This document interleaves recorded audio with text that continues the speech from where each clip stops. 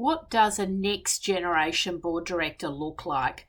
I meet a lot of aspiring board directors and some quite experienced board directors as well. And there definitely are some really key traits that come through when you're meeting someone who is genuinely next generation. First and foremost, they're really, really across the brief. They're very smart individuals and they have taken time out to really study what a good board director does and should know. They're right across all the fiduciary requirements. They have usually done quite a bit of education and training, and they're not just setting and forgetting. What I'm noticing is the people who are really, really setting themselves apart in this space are constantly learning. They're right across the latest regulatory issues. They're right across cybersecurity events. They're right across what they need to know about ethics in the boardroom, artificial intelligence in the boardroom. They're going off and getting educated if they've got a knowledge gap. So what you're seeing is a much higher degree of professional development on a continuous basis happening. So that's the first hallmark, in my opinion, of a next generation board director. The second key hallmark is that they're really sharing their thought leadership on the social media and business platforms.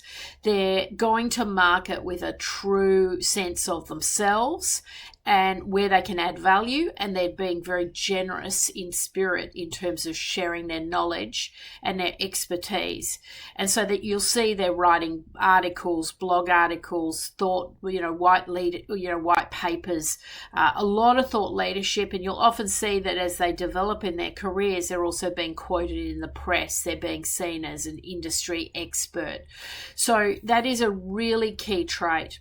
And then the final trait is this true sense of what's right and wrong. They just have a deep sense of business ethics, high levels of integrity, but just a very clear understanding of what's right and wrong. And that you'll often notice that they're making commentary on things that they're observing that are wrong in the board director market. They'll be making a comment, oh, did you see what happened at XYZ board? That's terrible. They should never have done that. You get this kind of commentary, so you get this complete sense that they do have a really good understanding of what's right and wrong, and when boards trip up, they can see it immediately, and they've got a really strong opinion on what they should be doing differently. And that's really important because you want people in the boardroom with opinions, with views, with entrenched business ethics, a really good understanding of how you can manage and juggle multiple stakeholders to achieve the right outcomes.